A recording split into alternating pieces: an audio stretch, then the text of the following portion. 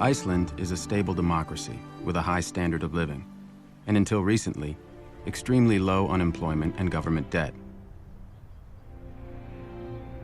We had the complete infrastructure of a modern society. Clean energy, food production, fisheries, with a quota system to manage them. Good health care, good education, clean air, not much crime. It's a good place for families to live. We had almost end of history status. But in 2000, Iceland's government began a broad policy of deregulation that would have disastrous consequences. First for the environment, and then for the economy. They started by allowing multinational corporations like Alcoa to build giant aluminum smelting plants and exploit Iceland's natural geothermal and hydroelectric energy sources. Many of the most beautiful areas in the highlands with the most spectacular colors are geothermal. So nothing comes without consequence.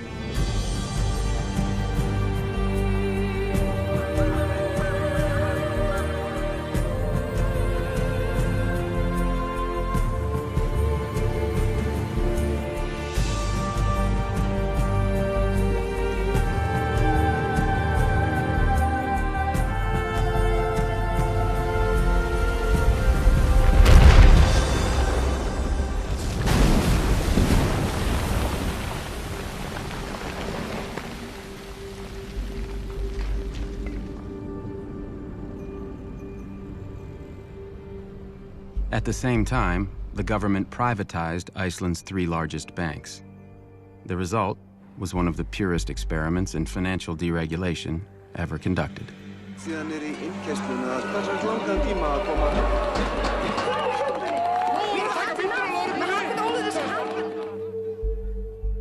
Finance took over and more or less wrecked the place.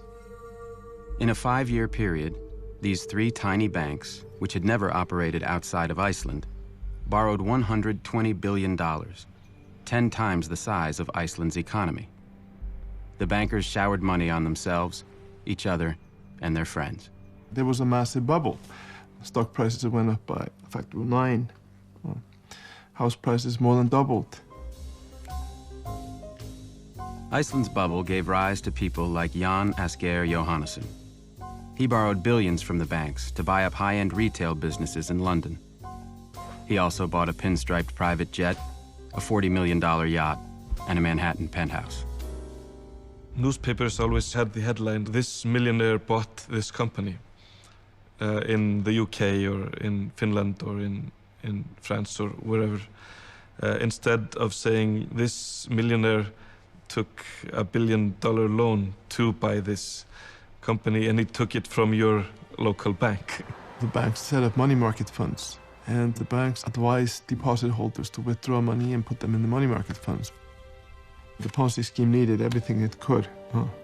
American accounting firms like KPMG audited the Icelandic banks and investment firms and found nothing wrong. And American credit rating agencies said Iceland was wonderful. In February 2007, the rating agency decided to upgrade the banks to the highest possible rate, AAA. It went so far as the government here traveling with the bankers as a PR show. When Iceland's banks collapsed at the end of 2008, unemployment tripled in 6 months. There is nobody unaffected in Iceland.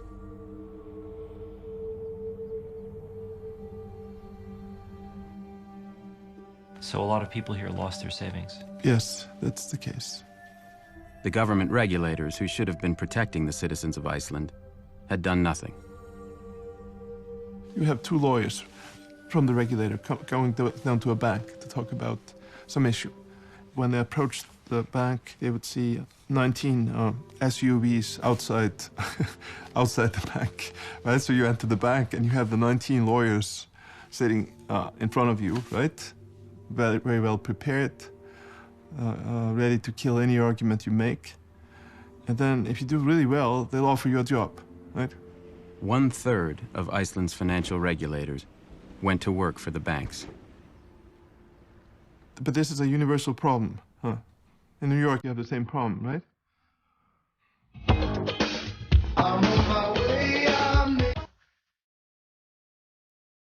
What do you think of Wall Street incomes these days? Excessive. I've been told it's extremely difficult for the IMF to criticize the United States. I won't say that. We deeply regret our breaches of U.S. law. They're amazed at how much cocaine these Wall Streeters can use and get up and go to work the next day. I didn't know what credit default swaps are. I'm a little bit old-fashioned. Has Larry Summers ever expressed remorse? I don't hear confessions.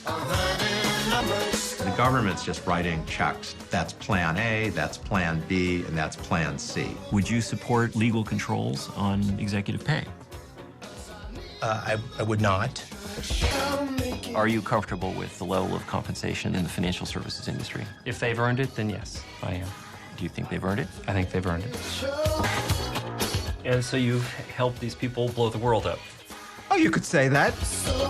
They were having massive private gains at public loss. When you start thinking that you can create something out of nothing, it's very difficult to resist. I'm concerned that a lot of people want to go back to the old way, the way they were operating prior to the crisis. I was getting a lot of anonymous emails from bankers saying, you can't quote me, but I'm really concerned. Why do you think there isn't a more systematic investigation being undertaken? Because then you'll find the culprits. Do you think that Columbia Business School has any significant conflict of interest problem? I don't see that we do. The regulators didn't do their job. They had the power to do every case that I made when I was state attorney general. They just didn't want to.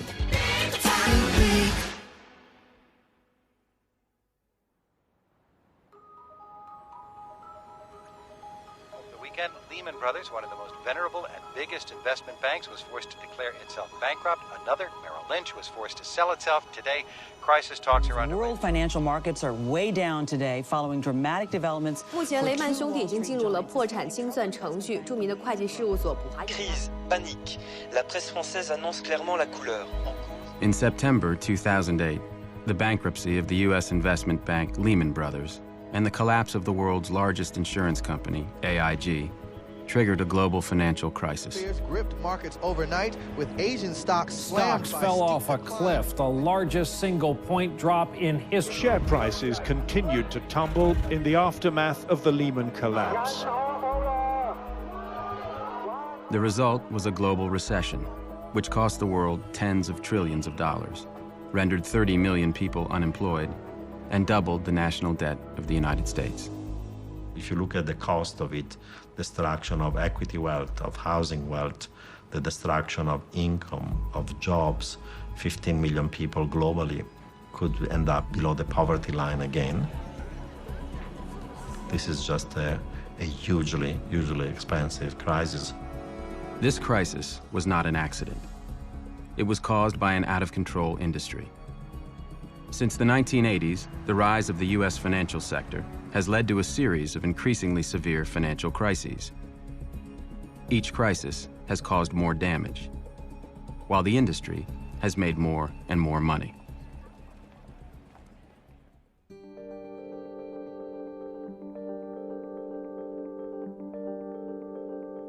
After the Great Depression, the United States had 40 years of economic growth without a single financial crisis.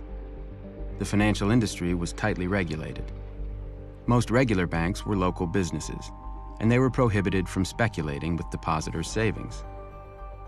Investment banks, which handled stock and bond trading, were small private partnerships. In the traditional investment banking partnership model, the partners put the money up, and obviously the partners watched that money very carefully. They wanted to live well, but they didn't want to bet the ranch on anything. Paul Volcker served in the Treasury Department and was chairman of the Federal Reserve from 1979 to 1987. Before going into government, he was a financial economist at Chase Manhattan Bank.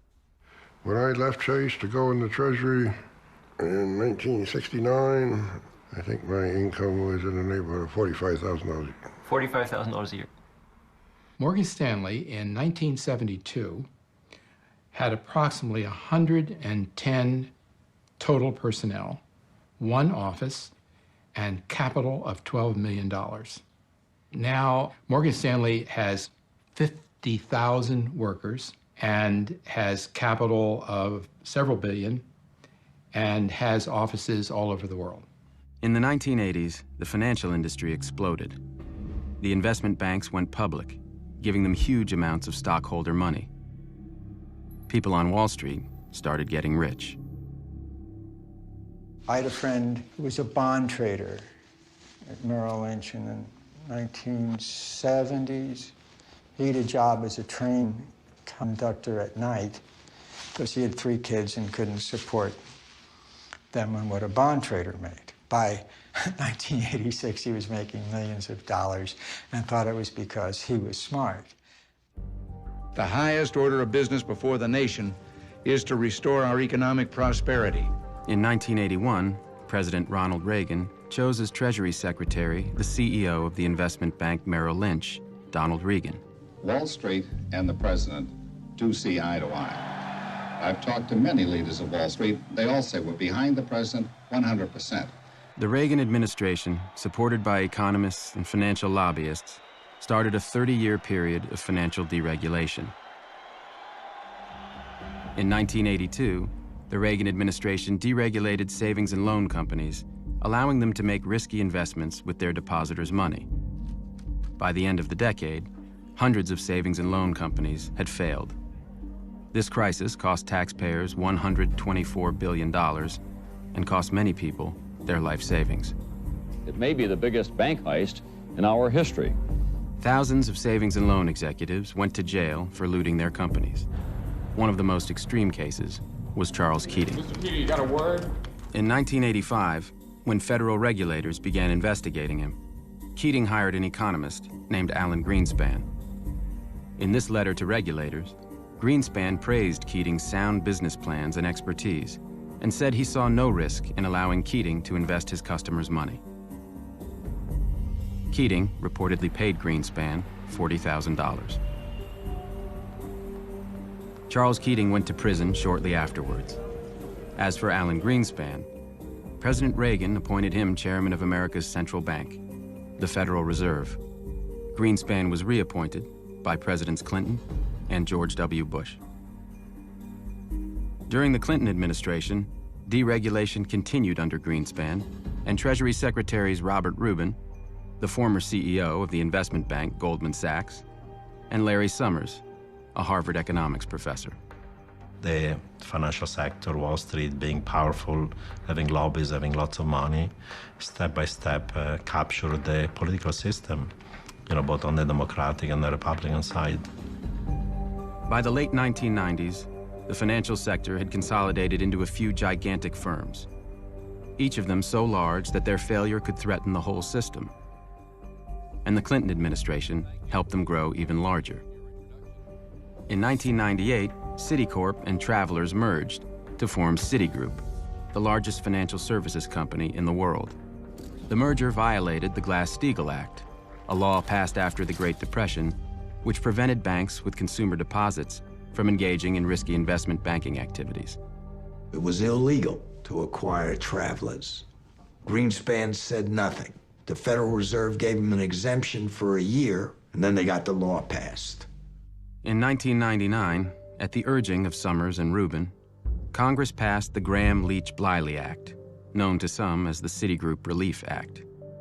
It overturned Glass-Steagall and cleared the way for future mergers.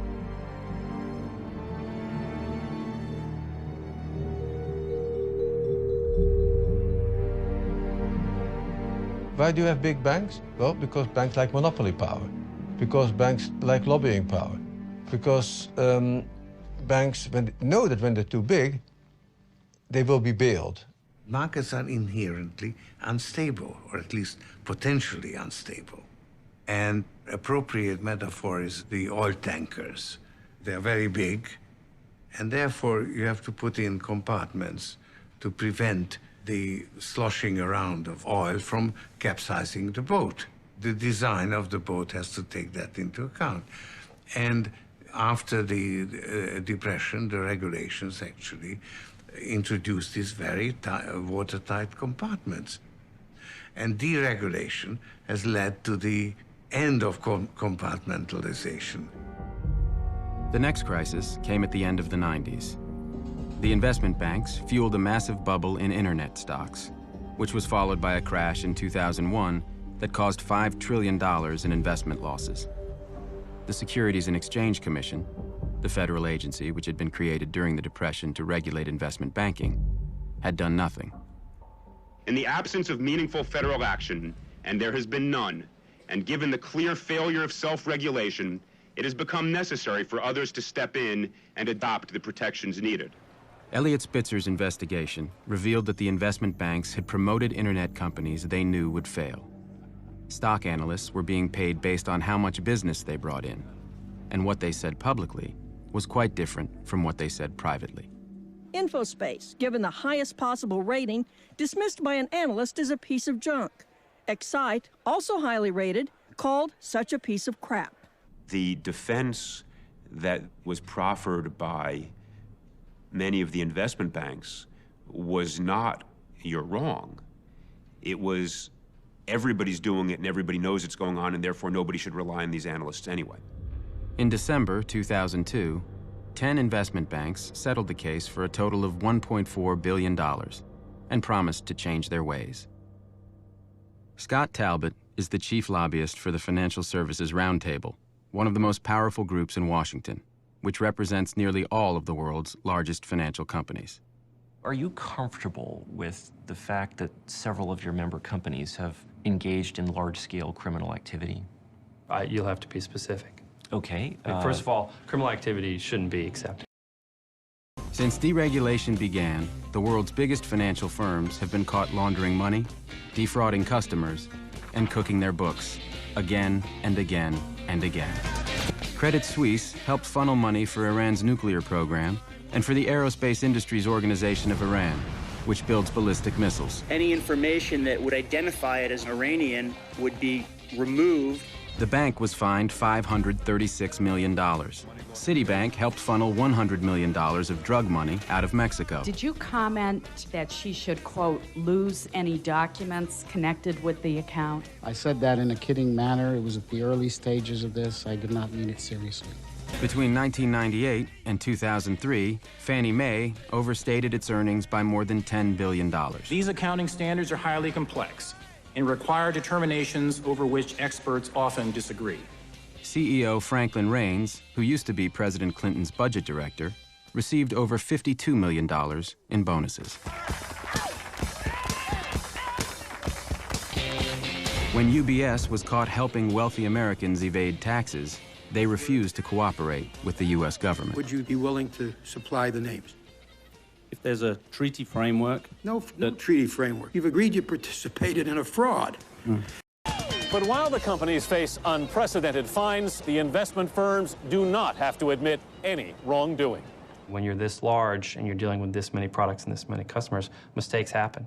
The financial services industry seems to have a level of criminality that is, somewhat distinctive. When was the last time that Cisco or Intel or Google or Apple or IBM, I totally agree with you about high-tech versus financial services, but high-tech... So how come? High-tech is a fundamentally creative business where the value generation and the income derives from actually creating something new and different. Beginning in the 1990s, deregulation and advances in technology led to an explosion of complex financial products called derivatives. Economists and bankers claimed they made markets safer, but instead, they made them unstable. Since the end of the Cold War, a lot of former physicists, mathematicians decided to apply their skills not on Cold War technology, but on financial markets. And together with investment bankers and hedge funds. Creating different weapons. Absolutely. As Warren Buffett said, weapons of mass destruction. Regulators, politicians, and business people did not take seriously the threat of financial innovation on the stability of the financial system. Using derivatives, bankers could gamble on virtually anything. They could bet on the rise or fall of oil prices, the bankruptcy of a company, even the weather. By the late 1990s, derivatives were a $50 trillion unregulated market. In 1998, someone tried to regulate them. Brooksley Born graduated first in her class at Stanford Law School and was the first woman to edit a major law review. After running the derivatives practice at Arnold & Porter, Born was appointed by President Clinton to chair the Commodity Futures Trading Commission, which oversaw the derivatives market. Brooksley Born asked me if I would come work with her. We decided that this was a serious, potentially destabilizing market. In May of 1998, the CFTC issued a proposal to regulate derivatives. Clinton's Treasury Department had an immediate response. I happened to go into Brooksley's office, and she was just putting down the receiver on her telephone, and the blood had drained from her face. And she looked at me and said, "That was Larry Summers. He had 13 bankers in his office." He conveyed it in a very bullying fashion, sort of directing her to stop. The banks were now heavily reliant for earnings on these types of activities. And that led to a titanic battle to prevent this set of instruments from being regulated. Shortly after the phone call from Summers, Greenspan, Rubin, and SEC Chairman Arthur Levitt issued a joint statement condemning Born and recommending legislation to keep derivatives unregulated. Regulation of derivatives transactions that are privately negotiated by professionals is unnecessary. She was overruled, unfortunately, first by the Clinton administration and then by the Congress.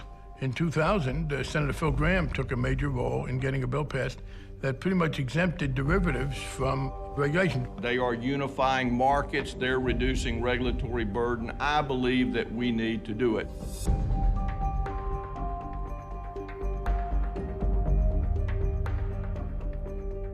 It is our very great hope that it will be possible to move this year on legislation that in a suitable way goes to create legal certainty for OTC derivatives.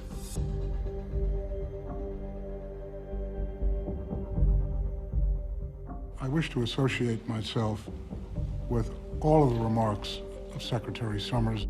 In December of 2000, Congress passed the Commodity Futures Modernization Act. Written with the help of financial industry lobbyists, it banned the regulation of derivatives. Once that was done, it was off to the races. And the use of derivatives and financial innovation exploded dramatically after 2000. So help me God. So help me God.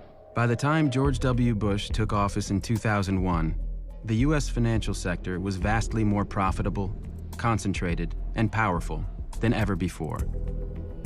Dominating this industry were 5 investment banks, 2 financial conglomerates, 3 securities insurance companies, and 3 rating agencies. And linking them all together was the securitization food chain, a new system which connected trillions of dollars in mortgages and other loans with investors all over the world. 30 years ago, if you went to get a loan for a home, the person lending you the money expected you to pay him or her back. You got a loan from a lender who wanted you to pay him back. We've since developed securitization, whereby the people who make the loan are no longer at risk if there's a failure to repay. In the old system, when a homeowner paid their mortgage every month, the money went to their local lender. And since mortgages took decades to repay, lenders were careful. In the new system, lenders sold the mortgages to investment banks. The investment banks combined thousands of mortgages and other loans, including car loans, student loans, and credit card debt, to create complex derivatives called collateralized debt obligations, or CDOs. The investment banks then sold the CDOs to investors. Now, when homeowners paid their mortgages, the money went to investors all over the world. The investment banks paid rating agencies to evaluate the CDOs, and many of them were given a AAA rating, which is the highest possible investment grade. This made CDOs popular with retirement funds, which could only purchase highly rated securities. This system was a ticking time bomb. Lenders didn't care anymore about whether a borrower could repay, so they started making riskier loans. The investment banks didn't care either. The more CDOs they sold, the higher their profits. And the rating agencies, which were paid by the investment banks, had no liability if their ratings of CDOs proved wrong. You weren't going to be on the hook, and there weren't regulatory constraints. So it was a green light to just pump out more and more and more loans. Between 2000 and 2003, the number of mortgage loans made each year nearly quadrupled.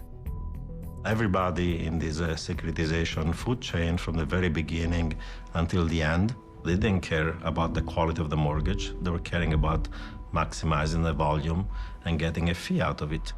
In the early 2000s, there was a huge increase in the riskiest loans, called subprime. But when thousands of subprime loans were combined to create CDOs, many of them still received AAA ratings.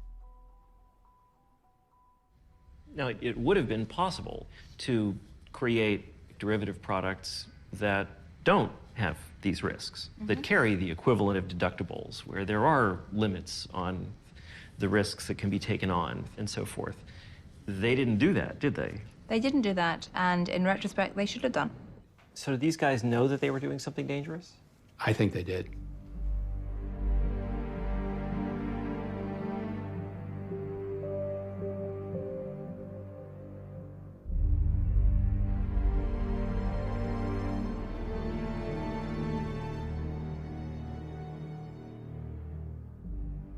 All the incentives that the financial institutions offered to their mortgage brokers were based on selling the most profitable products, which were predatory loans. If the banker makes more money if they put you in a subprime loan, that's where they're gonna put you.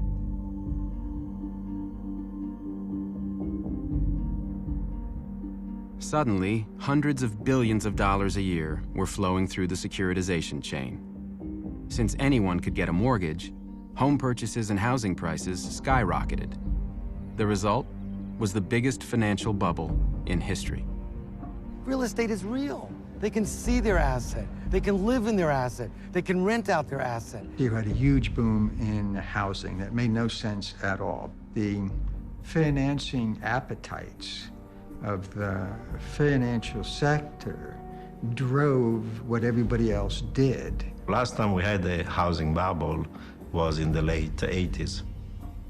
In that case, the increase in home prices had been relatively minor. That housing bubble led to a relatively severe recession. From 1996 until 2006, real home prices effectively doubled.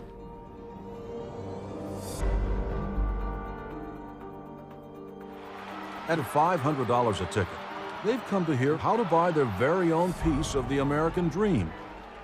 Goldman Sachs, Bear Stearns, Lehman Brothers, Merrill Lynch were all in on this. The subprime lending alone increased from $30 billion a year in funding to over $600 billion a year in 10 years. They knew what was happening. Countrywide Financial, the largest subprime lender, issued $97 billion worth of loans. It made over $11 billion in profits as a result. On Wall Street, annual cash bonuses spiked. Traders and CEOs became enormously wealthy during the bubble. Lehman Brothers was a top underwriter of subprime lending, and their CEO, Richard Fuld, took home $485 million.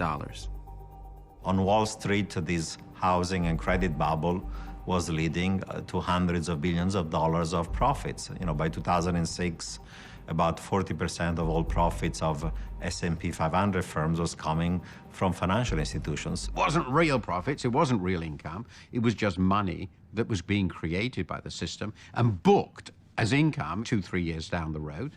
There's a default. It's all wiped out. I think it was, in fact, in retrospect, a great big national, and not just national, global Ponzi scheme.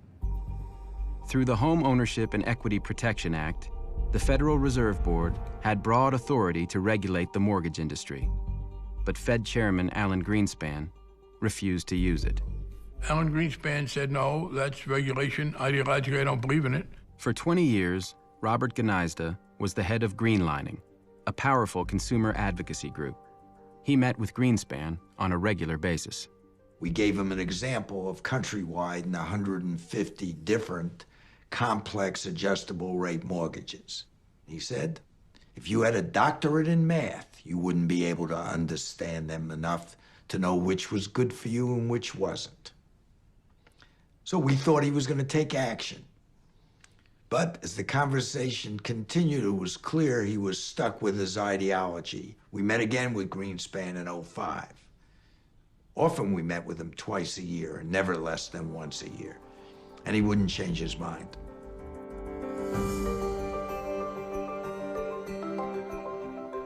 In this amazing world of instant global communications, the free and efficient movement of capital is helping to create the greatest prosperity in human history.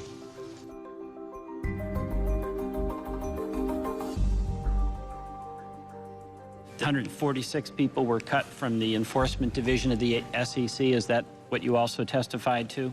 Yes.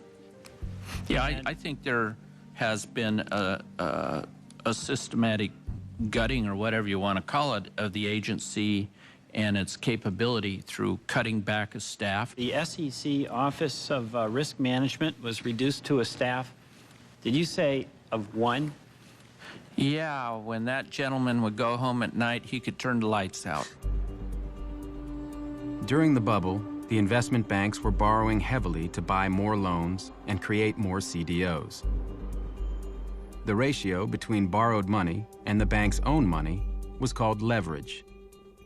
The more the banks borrowed, the higher their leverage. In 2004, Henry Paulson, the CEO of Goldman Sachs, helped lobby the Securities and Exchange Commission to relax limits on leverage, allowing the banks to sharply increase their borrowing. The SEC somehow decided to let investment banks gamble a lot more. That was nuts. I don't know why they did that, but they did that.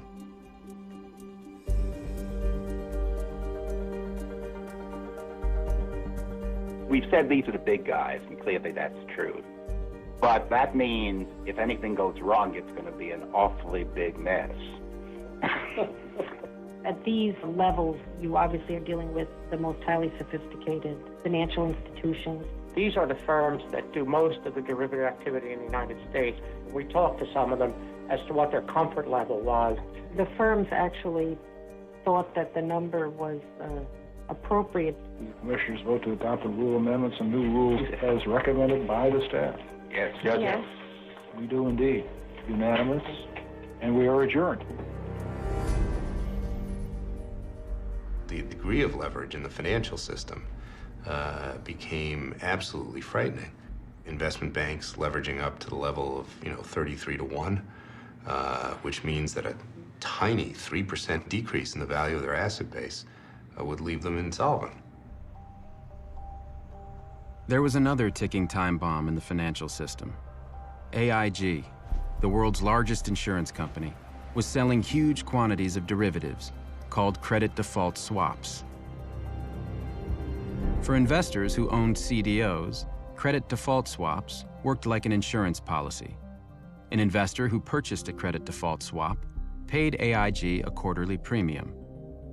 If the CDO went bad, AIG promised to pay the investor for their losses.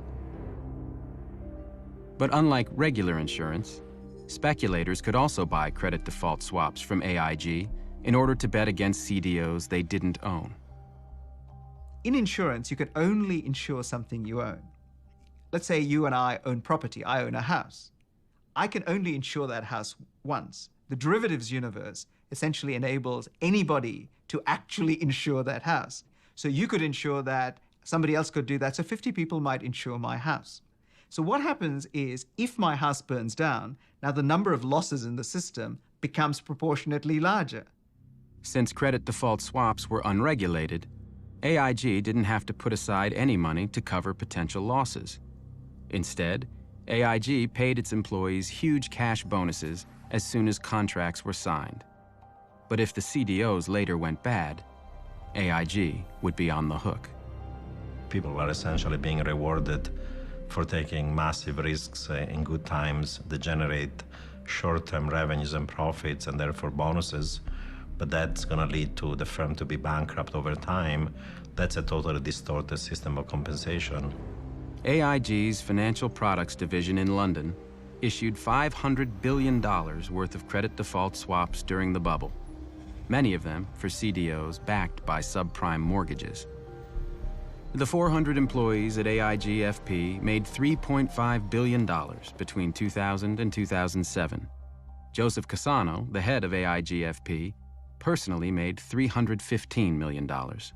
It's hard for us, without being flippant, to even see a scenario within any kind of realm of reason that would see us losing $1 in any of those transactions. In 2007, AIG's auditors raised warnings.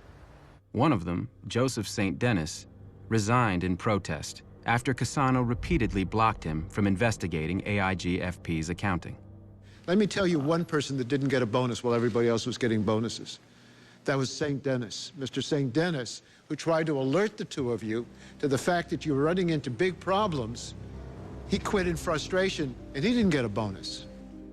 In 2005, Raghuram Rajan, then the chief economist of the International Monetary Fund, delivered a paper at the annual Jackson Hole Symposium, the most elite banking conference in the world. Who was in the audience? It was, I guess, the central bankers of the world, ranging from Mr. Greenspan himself, Ben Bernanke, Larry Summers was there, Tim Geithner was there. The title of the paper was essentially, "Is Financial Development Making the World Riskier?" And the conclusion was, it is. Rajan's paper focused on incentive structures that generated huge cash bonuses based on short-term profits, but which imposed no penalties for later losses. Rajan argued that these incentives encouraged bankers to take risks that might eventually destroy their own firms, or even the entire financial system. It's very easy to generate performance by taking on more risk. And so what you need to do is compensate for risk-adjusted performance. And that's where all the bodies are buried. Rajan hit the nail on the head. What he particularly said was, you guys have claimed you found a way to make more profits with less risk. I say you found a way to make more profits with more risk, and there's a big difference. Summers was vocal. He basically thought that I was criticizing the change in the financial world and was worried about, regulation which would reverse this whole change. So essentially he accused me of being a Luddite. He wanted to make sure that we didn't bring in a whole new set of regulations to constrain the financial sector at that point. You're going to make an extra $2 million a year or $10 million a year for putting your financial institution at risk. Someone else pays the bill. You don't pay the bill. Would you make that bet? Most people who worked on Wall Street said, sure, I'd make that bet.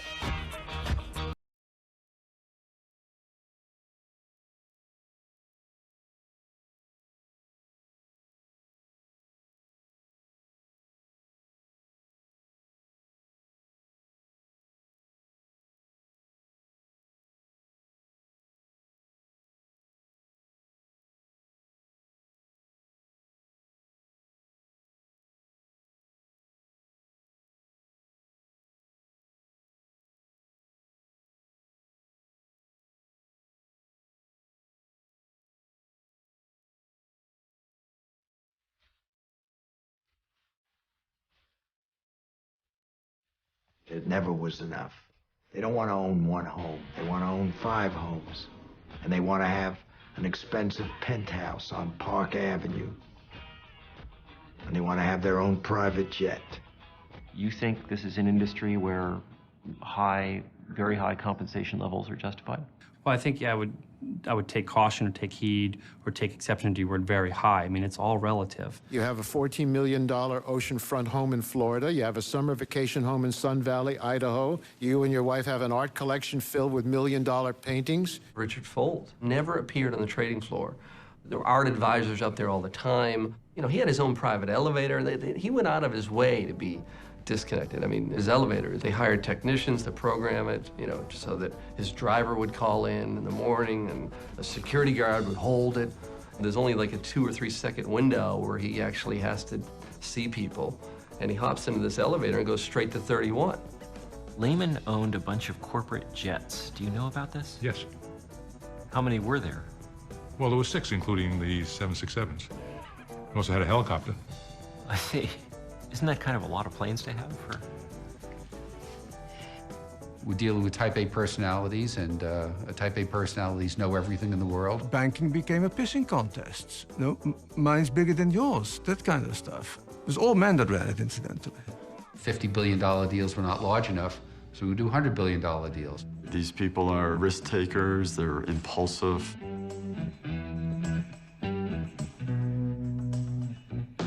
It's part of their behavior, it's part of their personality, and that manifests outside of work as well. It's quite typical for the guys to go out, to go to strip bars, to use drugs. I see a lot of cocaine use, a lot of use of prostitution.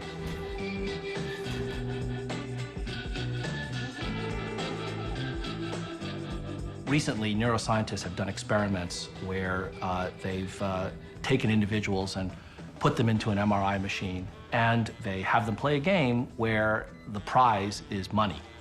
And they notice that when these subjects earn money, the part of the brain that gets stimulated is the same part that cocaine stimulates. A lot of people feel that they need to really participate in that behavior to make it, to get promoted, to get recognized.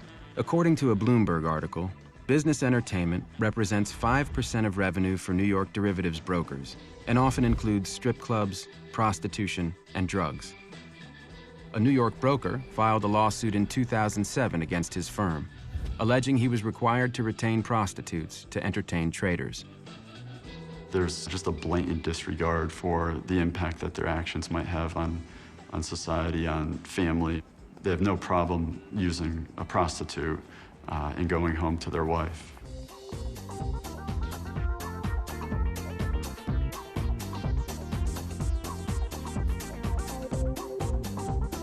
How many customers? About 10,000 at that point in time. What fraction were from Wall Street? Of the higher end clients, probably 40 to 50%. And were all the major Wall Street firms represented? Goldman Sachs? Lehman Brothers, yeah, they're all in there. Morgan Stanley was a little less of that. I think Goldman was pretty big with that. A lot of clients would call me and say, can you get me a Lamborghini for the night for the girl? These guys were spending corporate money. I had many black cards from, the various financial firms. What's happening is services are being charged to computer repair. Trading research, consulting for market compliance. They just usually gave them a piece of letterhead and said, make your own invoice. So this pattern of behavior, you think, extends to the senior management of the firm? Absolutely does. Yeah, I know for a fact that it does. It extends to the very top. A friend of mine who's involved in a company that has a big financial presence said, well, it's about time you learned about subprime mortgages. So he set up a session with his trading desk and me. And the techie who did all this gets very excited, runs to his computer, pulls up in about 3 seconds this Goldman Sachs issue of securities. It was a complete disaster. Borrowers had borrowed on average 99.3% of the price of the house, which means they have no money in the house. If anything goes wrong, they're going to walk away from the mortgage. This is not a loan you'd really make, right? You've got to be crazy. But somehow you took 8,000 of these loans, and by the time the guys were done at Goldman Sachs and the rating agencies, 2/3 of the loans were rated AAA, which meant they were rated as safe as government securities. It's utterly mad. Goldman Sachs sold at least $3.1 billion worth of these toxic CDOs in the first half of 2006. The CEO of Goldman Sachs at this time was Henry Paulson, the highest paid CEO on Wall Street. Good morning, welcome to the White House. I'm pleased to announce that I will nominate Henry Paulson to be the Secretary of the Treasury. He's a lifetime of business experience. He has an intimate knowledge of financial markets. He's earned a reputation for candor and integrity. You might think it would be hard for Paulson to adjust to a meager government salary. But taking the job as Treasury Secretary was the best financial decision of his life. Paulson had to sell his $485 million of Goldman stock when he went to work for the government.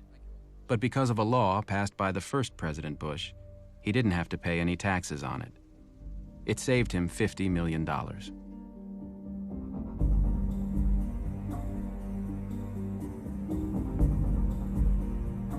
The article came out in October of 2007.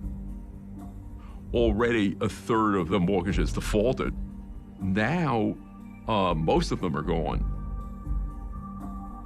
One group that had purchased these now worthless securities was the Public Employees Retirement System of Mississippi, which provides monthly benefits to over 80,000 retirees.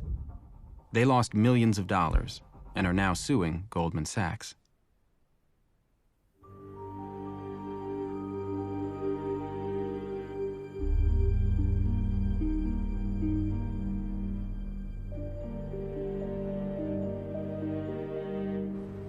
By late 2006, Goldman had taken things a step further.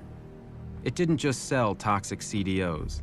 It started actively betting against them at the same time it was telling customers that they were high-quality investments. By purchasing credit default swaps from AIG, Goldman could bet against CDOs it didn't own and get paid when the CDOs failed. I asked if anybody called the customers and said, you know, we don't really like this kind of mortgage anymore, and we thought you ought to know. And, you know, they didn't really say anything, but, you know, you could just feel the laughter coming over the phone.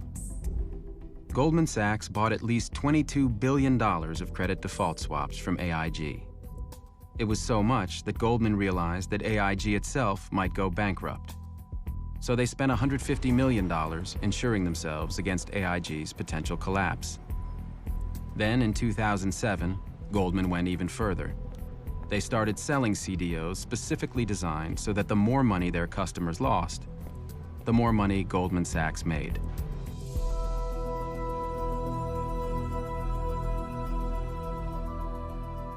$600 million of Timberwolf securities is what you sold. Before you sold them, this is what your sales team were telling to each other. Boy, that Timberwolf was one shitty deal. This was an email to me in late June. Right. And you after sold the Timberwolf. transaction. No, you sold Timberwolf after as well. We did trades after that. Yeah, okay. The next email, take a look, July 107, tells the sales force the top priority is Timberwolf. Your top priority to sell is that shitty deal. If you have an adverse interest to your client, you have the duty to disclose that to your client, to tell that client of your adverse interest. That's my question. Sure, Mr. Chairman, I'm just trying to understand. No, I think you understand it. I don't think you want to answer. Do you believe that you have a duty to act in the best interests of your clients? Again, Senator, I will repeat, we have a duty to serve our clients by showing prices on transactions that they ask us to show prices for. What do you think about selling securities which your own people think are crap? Does that bother you? I think they would, again, as a hypothetical. No, this is real. Well, then I don't. We heard it today. Well, we heard it today. This is a shitty deal. This is crap. I heard nothing today that makes me think anything went wrong. Is there not a conflict when you sell something to somebody and then are determined to bet against that same security, and you don't disclose that to the person you're selling it. You see a problem? In the context of market making, that is not a conflict. When you heard that your employees in these emails said, God, what a shitty deal.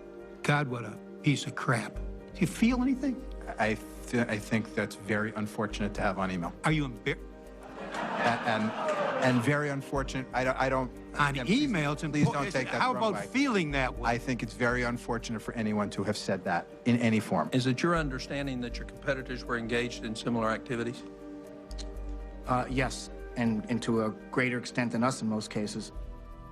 Hedge fund manager John Paulson made $12 billion betting against the mortgage market. When Paulson ran out of mortgage securities to bet against, he worked with Goldman Sachs and Deutsche Bank to create more of them. Morgan Stanley was also selling mortgage securities that it was betting against, and it's now being sued by the Government Employees Retirement Fund of the Virgin Islands for fraud. The lawsuit alleges that Morgan Stanley knew that the CDOs were junk. Although they were rated AAA, Morgan Stanley was betting they would fail. A year later, Morgan Stanley had made hundreds of millions of dollars, while the investors had lost almost all of their money.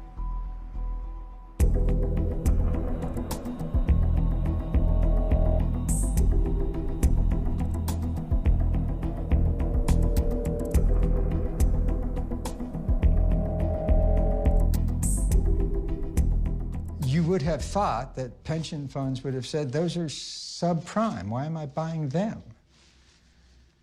And they had these guys at Moody's and Standard & Poor's who said that's a AAA. None of these securities got issued without the imprimatur, the good housekeeping seal of approval of the rating agencies. The three rating agencies, Moody's, S&P, and Fitch, made billions of dollars giving high ratings to risky securities. Moody's, the largest rating agency, quadrupled its profits between 2000 and 2007. Moody's and S&P get compensated based on putting out ratings reports, and the more structured securities they gave a AAA rating to, the higher their earnings were going to be for the quarter. Imagine if you went to the New York Times and you say, look, if you write a positive story, I'll pay you $500,000. But if you don't, I'll give you nothing. The rating agencies could have stopped the party and said, we're sorry, we're going to tighten our standards. And immediately cut off a lot of the flow of funding to risky borrowers. AAA rated instruments mushroomed from just a handful to thousands and thousands. Hundreds of billions of dollars were being rated, and per year. Per year, oh yeah. I've now testified before both houses of Congress on the credit rating agency issue, and both times they trot out very prominent First Amendment lawyers and argue that when we say something is rated AAA, that is merely our opinion. You shouldn't rely on it. S&P's ratings express our opinion. Our ratings are our opinions. They're opinions. Opinions, and they are just opinions. I think we are emphasizing the fact that our ratings are our opinions.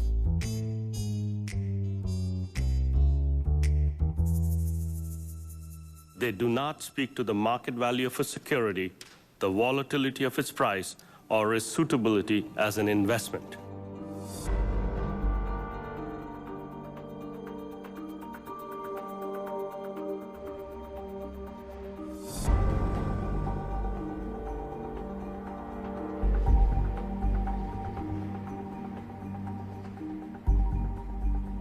We have so many economists coming on our air and saying, oh, this is a bubble and it's going to burst and this is going to be a real issue for the economy. Some say it could even cause a recession at some point.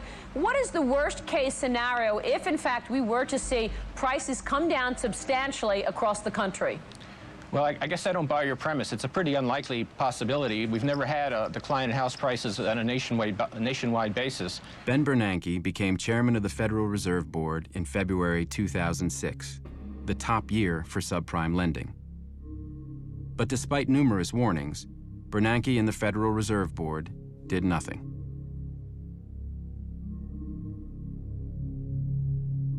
Robert Gneizda met with Ben Bernanke and the Federal Reserve Board 3 times after Bernanke became chairman. Only at the last meeting did he suggest that there was a problem and that the government ought to look into it. When was that? What year? It's 2009, March 11th in D.C. This year? This year we met, yes. And so for the 2 previous years you met him, even in 2008? Yes. One of the 6 Federal Reserve Board governors serving under Bernanke was Frederick Mishkin, who was appointed by President Bush in 2006. Did you participate in these semi-annual meetings that Robert Gneista and Greenlining had with the Federal Reserve Board? Yes, I did. I was actually on the committee that was involved with the Consumer and Community Affairs Committee. He warned in an extremely explicit manner about what was going on, and he came to the Federal Reserve Board with loan documentation of the kind of loans that were frequently being made, and he was listened to politely and nothing was done. Right. So I don't know the details in terms of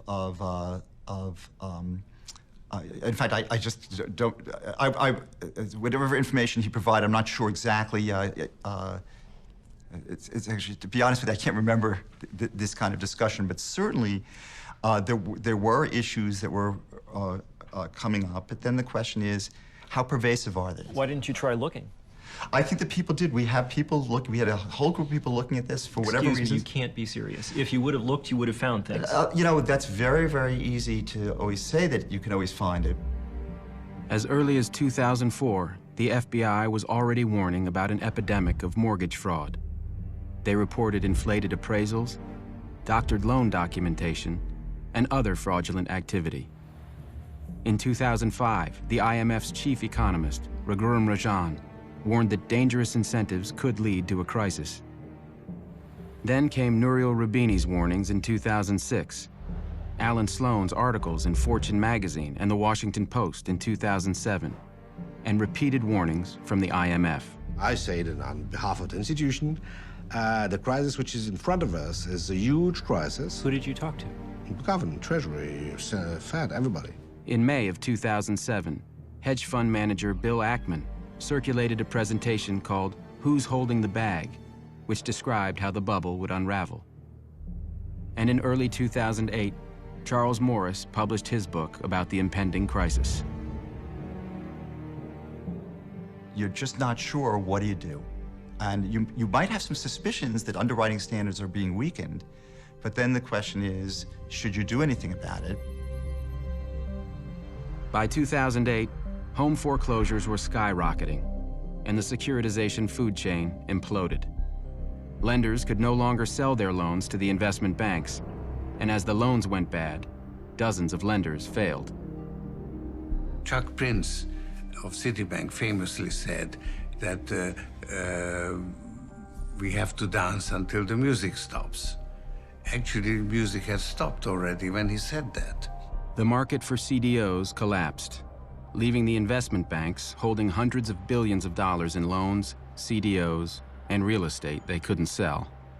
When the crisis started, both the Bush administration and the Federal Reserve were totally behind the curve. They did not understand the extent of it. At what point do you remember thinking for the first time, this is dangerous, this is bad? I remember very well I think it was a G7 meeting of February 2008, and I remember discussing the issue with Hank Paulson, and I clearly remember telling Hank, we are watching this tsunami coming, and you just proposing that we ask which swimming costume we're going to put on. What was his response? What was his feeling? Things are pretty much under control. Yes, we are looking at this situation carefully, and yeah, it's under control. We're going to keep growing, okay? And obviously, I'll say it: if you're growing, you're not in recession, right? I mean, we all know that.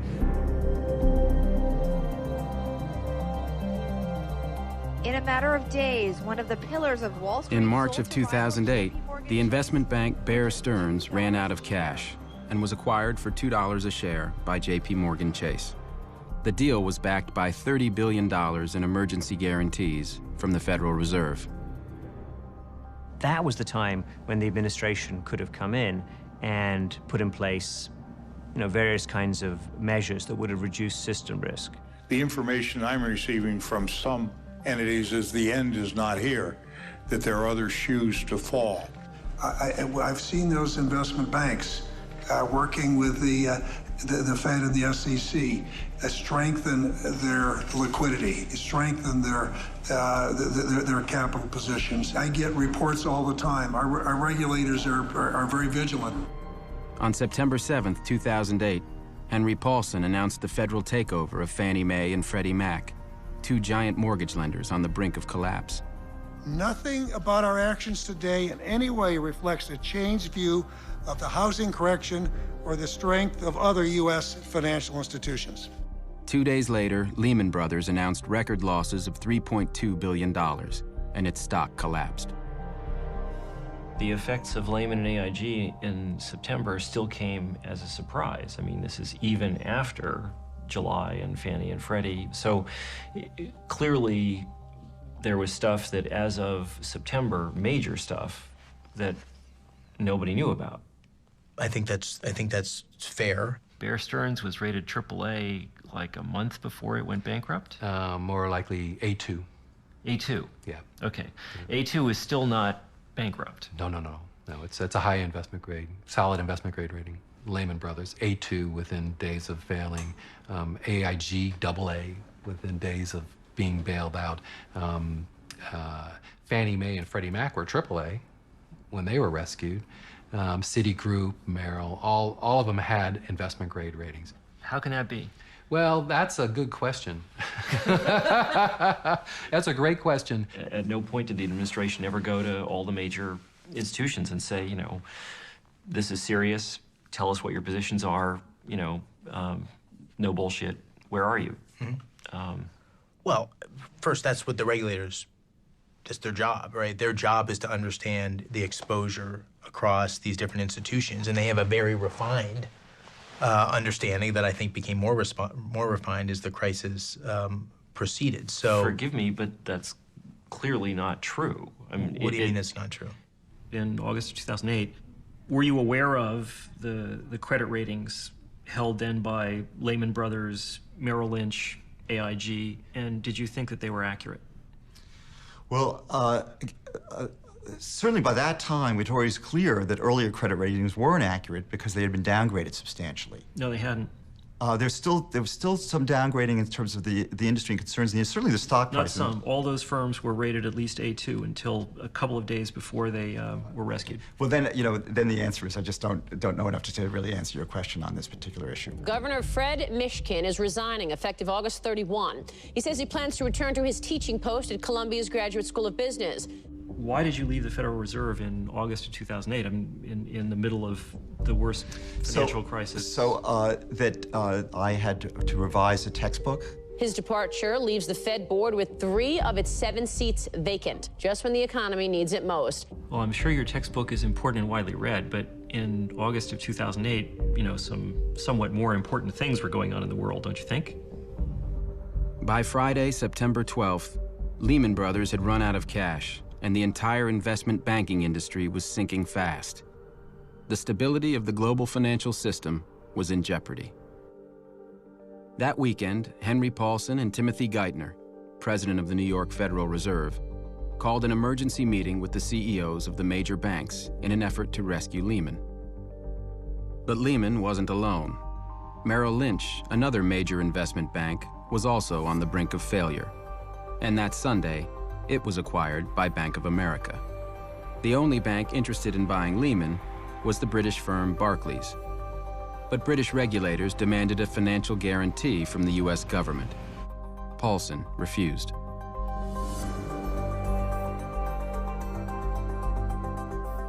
We all jumped into a yellow cab and went down to the Federal Reserve Bank.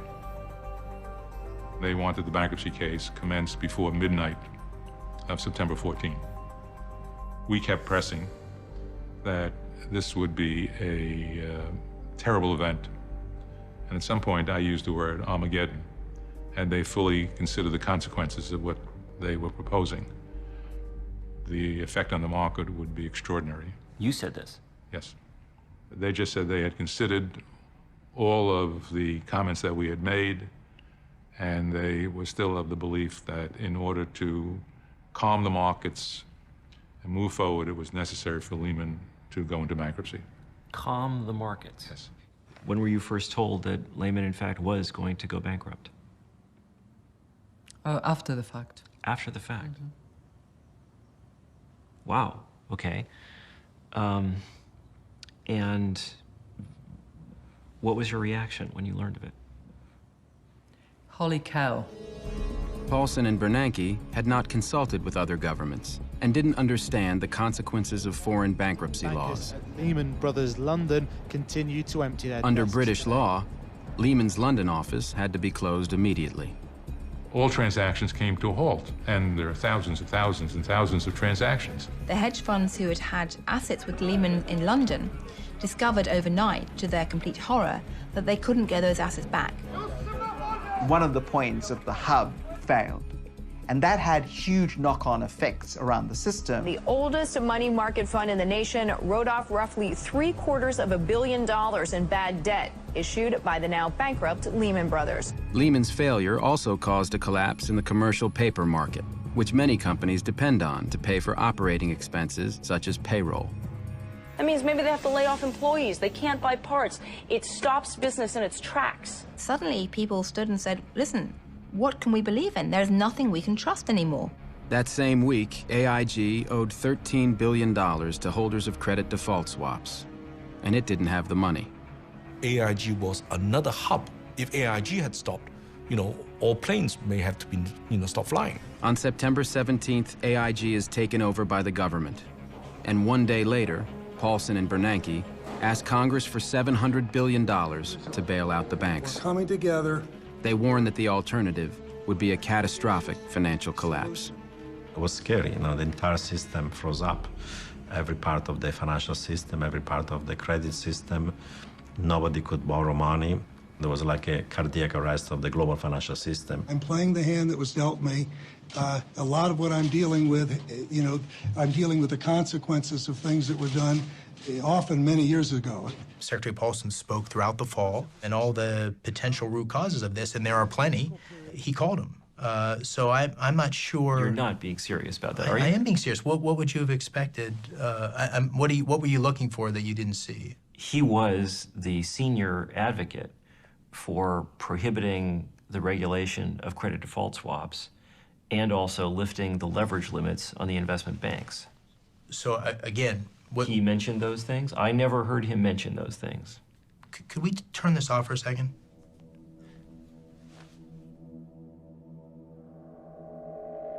When AIG was bailed out, the owners of its credit default swaps, the most prominent of which was Goldman Sachs, were paid $61 billion the next day. Paulson, Bernanke, and Tim Geithner forced AIG to pay 100 cents on the dollar rather than negotiate lower prices. Eventually, the AIG bailout cost taxpayers over $150 billion. $160 billion went through AIG, $14 billion went to Goldman Sachs. At the same time, Paulson and Geithner forced AIG to surrender its right to sue Goldman and the other banks for fraud. Isn't there a problem when the person in charge of dealing with this crisis is the former CEO of Goldman Sachs, someone who had a major role in causing it? Well, I think it's fair to say that the financial markets today are incredibly complicated. Supply urgently needed money. On October 4th, 2008, President Bush signs a $700 billion bailout bill. But world stock markets continue to fall amid fears that a global recession is now underway.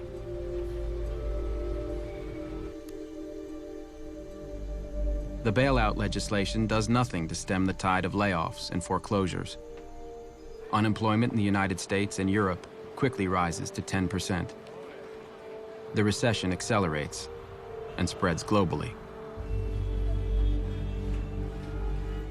I began to get really scared because I hadn't foreseen the whole world going down at the same rate at the same time. By December of 2008, General Motors and Chrysler are facing bankruptcy. And as U.S. consumers cut back on spending, Chinese manufacturers see sales plummet.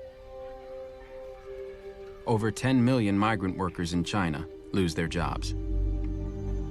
At the end of the day, the poorest, as always, pay the most.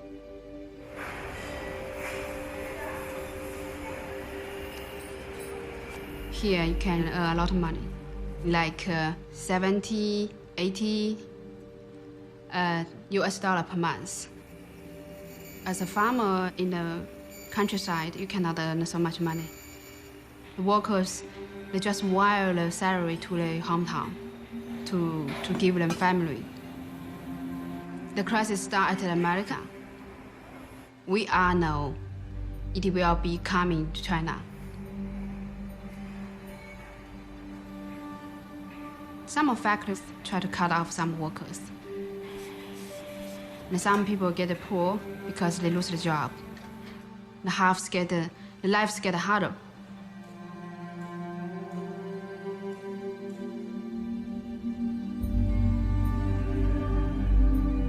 We were growing at about 20%. It was a super year. And then we suddenly went to -9 this quarter. Exports collapsed, and we're talking like 30%. So we just took a hit, fell off a cliff, boom. Even as the crisis unfolded, we didn't know how wide it was going to spread or how severe it was going to be. And we were still hoping that there would be some way for us to have a shelter and be less battered by the storm. But it's not possible. It's a very globalized world.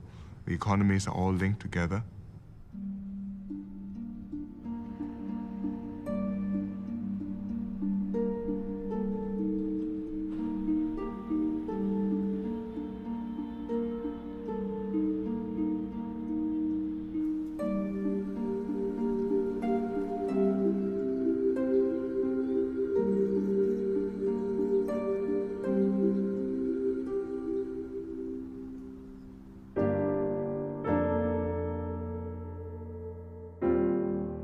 Every time a home goes into foreclosure, it affects everyone who lives around that house. Because when that property goes on the market, it's going to be sold at a lower price. Maybe before it goes on the market, it won't be well maintained. We estimate another 9 million homeowners will lose their homes.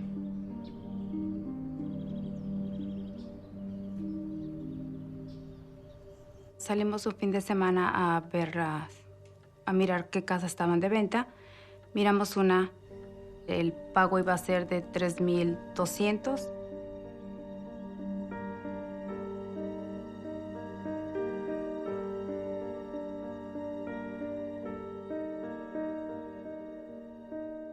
Muy bonita la casa, el pago bajo, todo era... Sacamos la lotería, pero la realidad fue cuando llegó el primer pago.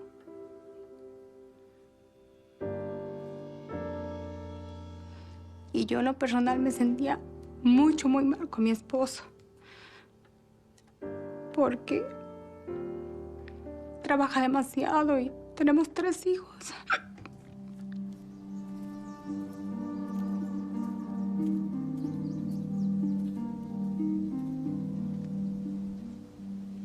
The vast majority I've seen lately, unfortunately, are people who've just been hurt by the economy. They were living, day to day, paycheck to paycheck, and unfortunately that ran out. And unemployment isn't going to pay a house mortgage. It's not going to pay a car bill. I was a log truck driver, and they shut down all the logging systems up there, shut down the sawmills and everything. So I moved down here on a construction job, and the construction job got shut down too. So things are so tough. There's a lot of people out there, and pretty soon you're going to be seeing more camps like this around because there's just no jobs right now.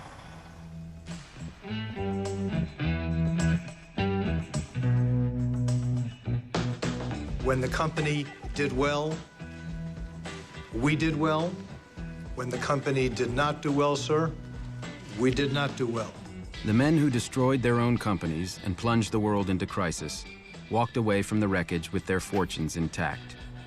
The top 5 executives at Lehman Brothers made over $1 billion between 2000 and 2007. And when the firm went bankrupt, they got to keep all the money. The system worked. It doesn't make any sense for us to make a loan that's going to fail because we lose. They lose, the borrower loses, the community loses, and we lose.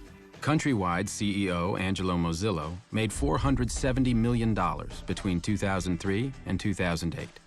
$140 million came from dumping his Countrywide stock in the 12 months before the company collapsed. Ultimately, I hold the board accountable when a business fails, because the board is responsible for hiring and firing the CEO and overseeing big strategic decisions. The problem with board composition in America is the way boards are elected. You know, the boards are pretty much, in many cases, picked by the CEO. The board of directors and the compensation committees are the two bodies best situated to determine the pay packages for executives. How do you think they've done over the past 10 years? Well, I think that if you look at those, I would give about a B. Because A B? A B, yes. Not an F? Not an F, not an F. Stan O'Neill, the CEO of Merrill Lynch, received $90 million in 2006 and 2007 alone. After driving his firm into the ground, Merrill Lynch's board of directors allowed him to resign, and he collected $161 million in severance. Instead of being fired, Stan O'Neill is allowed to resign and takes away $151 million. That's a decision that that board of directors made at that point. And what grade do you give that decision? That's a tougher one. I don't know if I would give that one a B as well. O'Neill's successor, John Thain, was paid $87 million in 2007. And in December of 2008, 2 months after Merrill was bailed out by U.S. taxpayers, Thain and Merrill's board handed out billions in bonuses. In March of 2008, AIG's Financial Products Division lost $11 billion. Instead of being fired, Joseph Cassano, the head of AIG FP, was kept on as a consultant for $1 million a month. And you want to make sure that the key players and the key employees within AIG FP, we retain that intellectual knowledge. I attended a very interesting dinner organized by Hank Paulson a little more than 1 year ago. With some officials and a couple of CEOs from the biggest banks in the US. And surprisingly enough, all these gentlemen were arguing we were too greedy, so we have part of responsibility, fine. And then they were turning to the treasurer, to the Secretary of the Treasury, and say, you should regulate more because we're too greedy. We can't avoid it. The only way to avoid this is to have more regulation. I have spoken to many bankers about this question, including very senior ones. And this is the first time that I've ever heard anybody say that they actually wanted their compensation to be regulated in any way. Yeah, because it was at the moment where they were afraid. And after, when solution to the crisis began to appear, then probably they changed their mind. In the US, the banks are now bigger, more powerful, and more concentrated than ever before. There are fewer competitors. A lot of smaller banks have been taken over by big ones. JP Morgan today is even bigger than it was before. JP Morgan took over first Bear Stearns and then WaMu. Bank of America took over Countrywide and Merrill Lynch. Wells Fargo took over Wachovia. After the crisis, the financial industry, including the Financial Services Roundtable, worked harder than ever to fight reform. The financial sector employs 3,000 lobbyists, more than 5 for each member of Congress. Do you think the financial services industry has excessive political influence in the United States? No. I think that every person in the country is represented here in Washington. And you think that all segments of American society have equal and fair access to the system? You can walk into any hearing room that you would like. Yes, I do. One can walk into any hearing room. One cannot necessarily write the kind of lobbying checks that your industry writes or engage in the level of political contributions that your industry engages in. Between 1998 and 2008, the financial industry spent over $5 billion on lobbying and campaign contributions. And since the crisis, they're spending even more money. The financial industry also exerts its influence in a more subtle way, one that most Americans don't know about. It has corrupted the study of economics itself. Deregulation had tremendous financial and intellectual support because people argued it for their own benefit. The economics profession was the main source of that illusion. Since the 1980s, academic economists have been major advocates of deregulation and played powerful roles in shaping U.S. government policy. Very few of these economic experts warned about the crisis. And even after the crisis, many of them opposed reform. The guys who taught these things tended to get paid a lot of money being consultants. Business school professors don't live on a faculty salary. They do very, very well. Over the last decade, the financial services industry has made about $5 billion worth of political contributions in the United States. It's kind of a lot of money. That doesn't bother you? No. Martin Feldstein is a professor at Harvard and one of the world's most prominent economists. As President Reagan's chief economic advisor, he was a major architect of deregulation.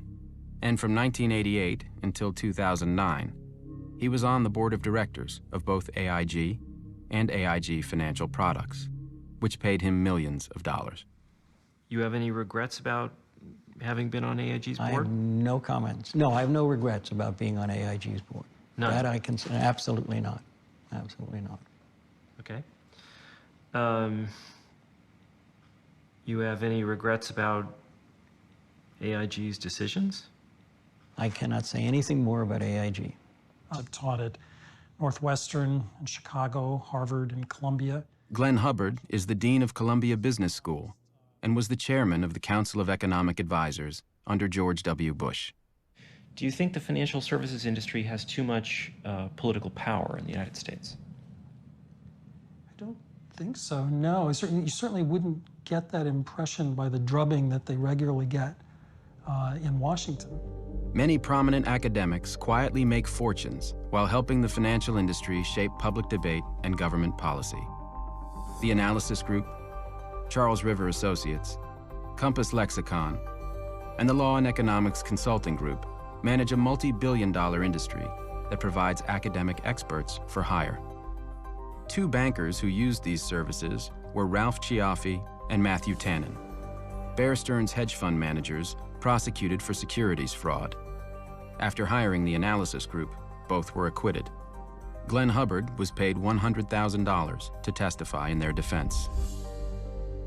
Do you think that the economics discipline has a conflict of interest problem? I'm not sure I know what you mean. Do you think that a significant fraction of the economics discipline, number of economists, have financial conflicts of interest that in some way might call into question or color? Oh, I see what you're saying. I doubt it. Most academic economists, aren't wealthy business people. Hubbard makes $250,000 a year as a board member of MetLife and was formerly on the board of Capmark, a major commercial mortgage lender during the bubble, which went bankrupt in 2009. He has also advised Nomura Securities, KKR Financial Corporation, and many other financial firms. Laura Tyson, who declined to be interviewed for this film, is a professor at the University of California, Berkeley. She was the chair of the Council of Economic Advisors and then director of the National Economic Council in the Clinton administration. Shortly after leaving government, she joined the board of Morgan Stanley, which pays her $350,000 a year. Ruth Simmons, the president of Brown University, makes over $300,000 a year on the board of Goldman Sachs. Larry Summers, who as Treasury Secretary played a critical role in the deregulation of derivatives, became president of Harvard in 2001. While at Harvard, he made millions consulting to hedge funds and millions more in speaking fees, much of it from investment banks. According to his federal disclosure report, Summers' net worth is between $16.5 million and $39.5 million. Frederick Mishkin, who returned to Columbia Business School after leaving the Federal Reserve, reported on his federal disclosure report that his net worth was between $6 million and $17 million. In 2006, you co-authored a study of Iceland's financial system. Right. Iceland is also an advanced country with excellent institutions, low corruption, rule of law.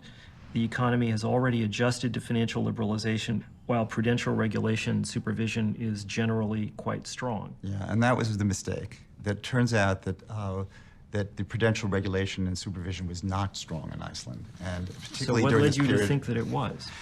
I think that you're going with the information you had, and generally the view was that Iceland had very good institutions. It was a very advanced country. Who and they told were you not, that? What kind of research did you do? You talk to people. You have faith in the central bank, which actually did fall down on the job. That clearly, this. Why do you have faith in a central bank? Well, that faith because you go with the information you have. How much were you paid to write it? I was paid. I think the number was. It's public information.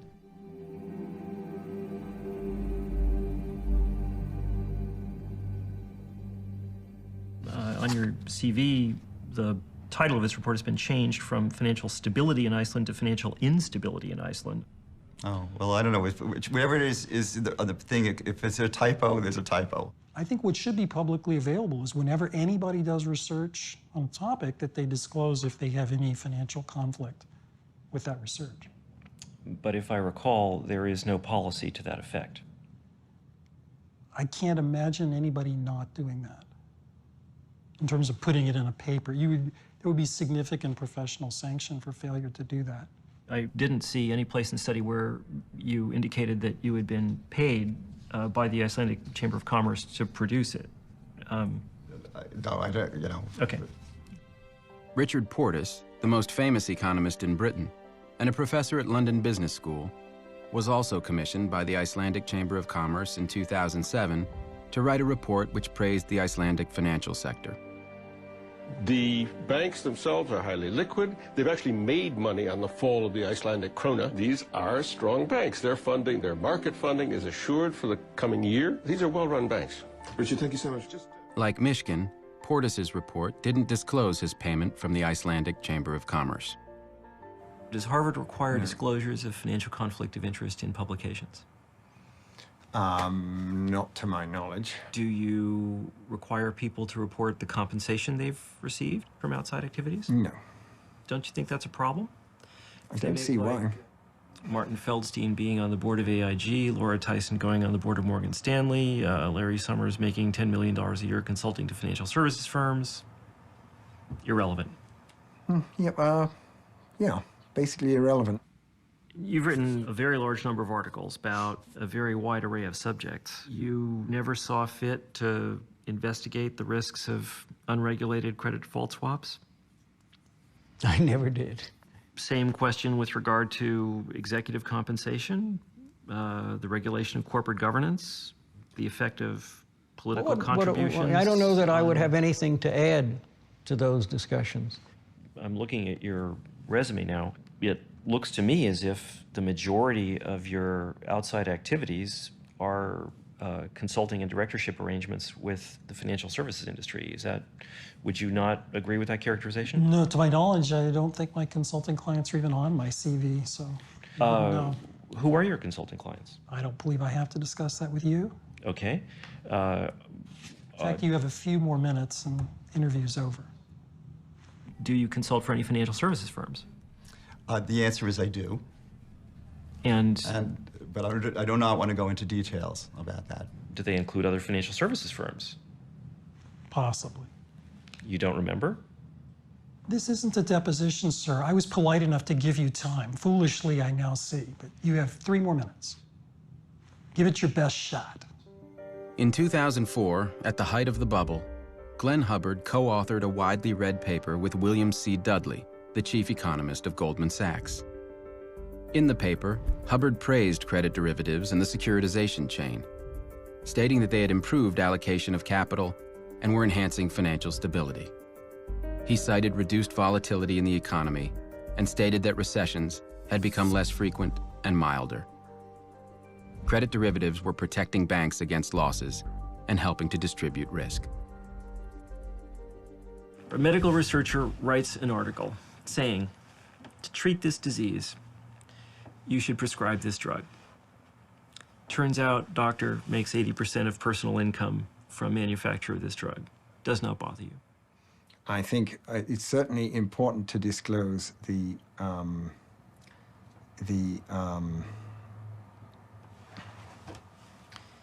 Well, I think that's also a little different from cases that we're talking about here because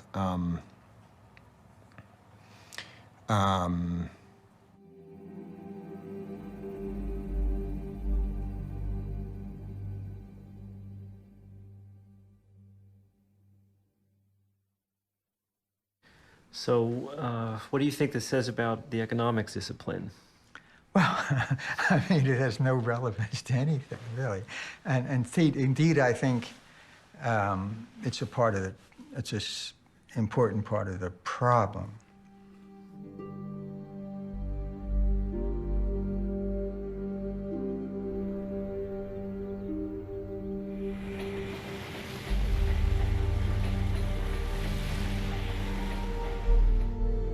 The rising power of the U.S. financial sector was part of a wider change in America.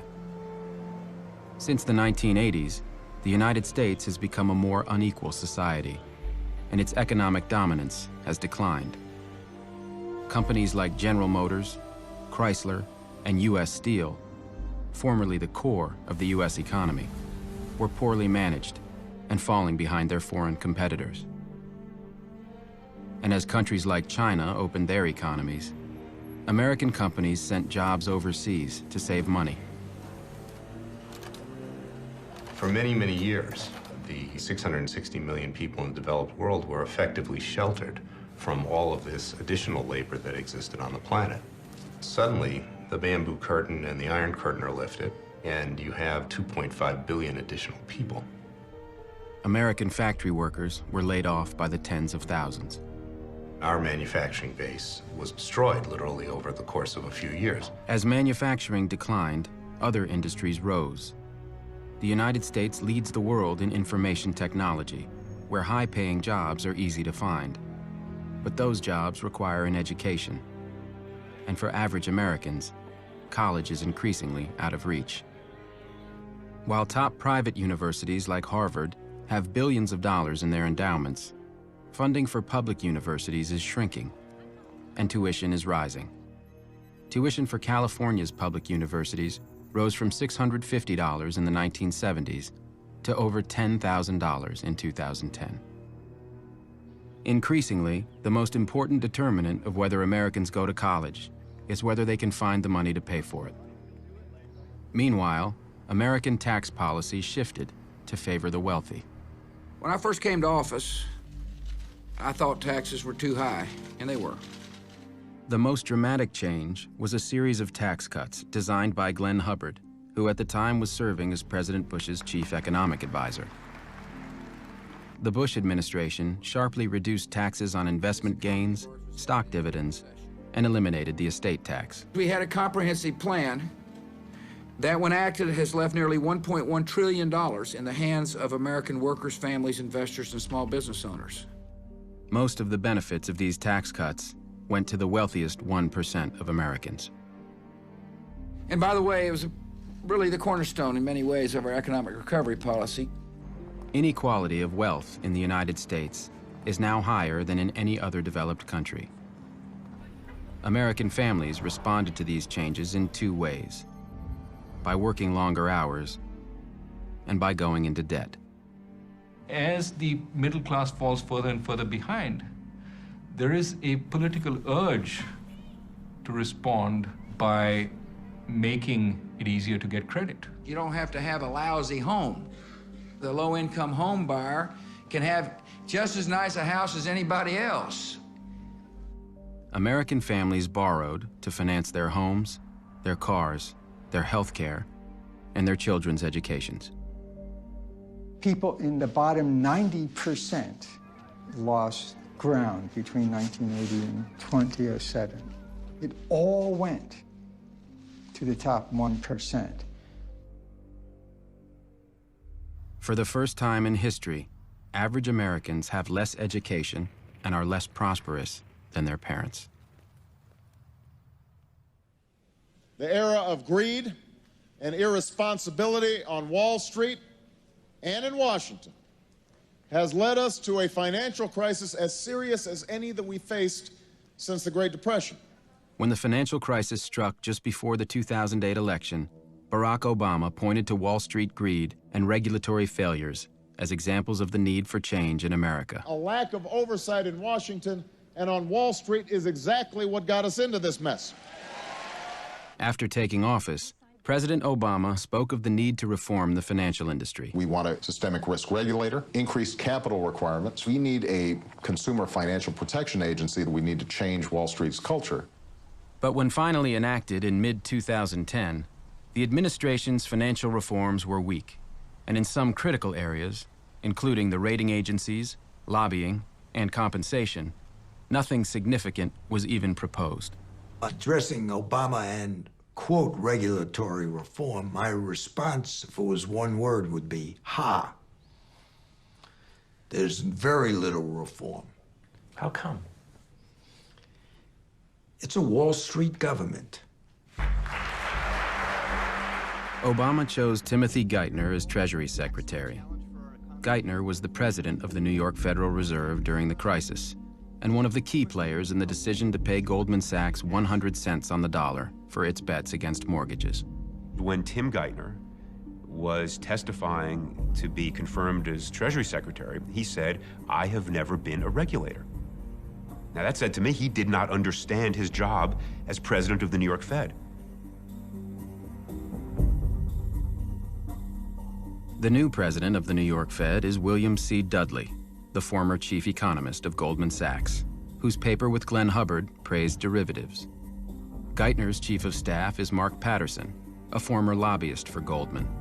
And one of the senior advisors is Louis Sachs, who oversaw Tricadia, a company heavily involved in betting against the mortgage securities it was selling. To head the Commodity Futures Trading Commission, Obama picked Gary Gensler, a former Goldman Sachs executive who had helped ban the regulation of derivatives. To run the Securities and Exchange Commission, Obama picked Mary Shapiro, the former CEO of FINRA, the investment banking industry's self-regulation body. Obama's chief of staff, Rahm Emanuel, made $320,000 serving on the board of Freddie Mac. Both Martin Feldstein and Laura Tyson are members of Obama's Economic Recovery Advisory Board.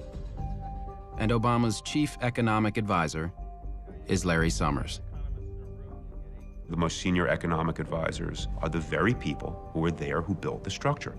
Then it was clear that Summers and Geithner were going to play major roles as advisors first. I knew this was going to be status quo. The Obama administration resisted regulation of bank compensation, even as foreign leaders took action. I think the financial industry is a service industry. It should serve others before it serves itself. In September of 2009, Christine Lagarde and the finance ministers of Sweden, the Netherlands, Luxembourg, Italy, Spain, and Germany called for the G20 nations, including the United States, to impose strict regulations on bank compensation. And in July of 2010, the European Parliament enacted those very regulations. The Obama administration had no response. Their view is this is a temporary blip and things will go back to normal. And that is why I am reappointing him to another term as chairman of the Federal Reserve. Thank you so much. In 2009, Barack Obama reappointed Ben Bernanke. Thank you, Mr. President. As of mid-2010, not a single senior financial executive had been criminally prosecuted or even arrested. No special prosecutor had been appointed. Not a single financial firm had been prosecuted criminally for securities fraud or accounting fraud. The Obama administration has made no attempt to recover any of the compensation given to financial executives during the bubble.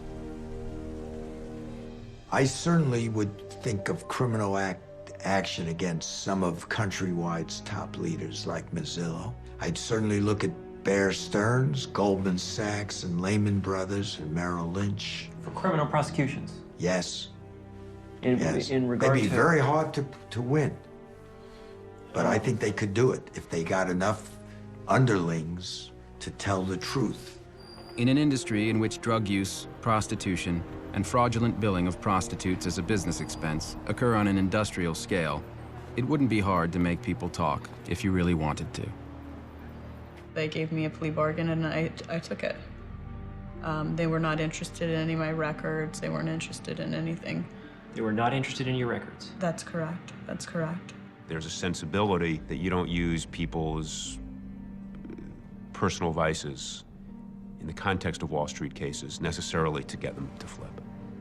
I think maybe it's after the cataclysms that we've been through, maybe people will reevaluate that. I'm not the one to pass judgment on that right now.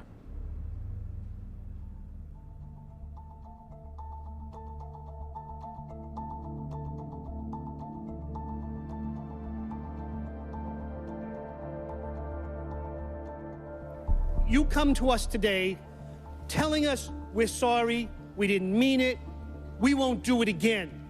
Trust us. Well, I have some people in my constituency that actually robbed some of your banks. And they say the same thing. They're sorry, they didn't mean it, they won't do it again. In 2009, as unemployment hit its highest level in 17 years, Morgan Stanley paid its employees over $14 billion. And Goldman Sachs paid out over $16 billion. In 2010, bonuses were even higher.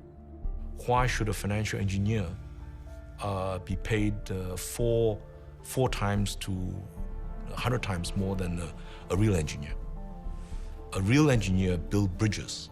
A financial engineer build dreams.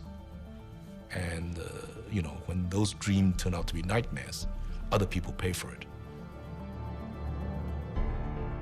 For decades, the American financial system was stable and safe. But then something changed. The financial industry turned its back on society, corrupted our political system, and plunged the world economy into crisis. At enormous cost, we've avoided disaster and are recovering. But the men and institutions that caused the crisis are still in power, and that needs to change.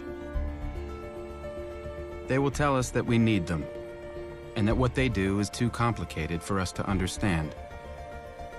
They will tell us it won't happen again. They will spend billions fighting reform. It won't be easy. But some things are worth fighting for.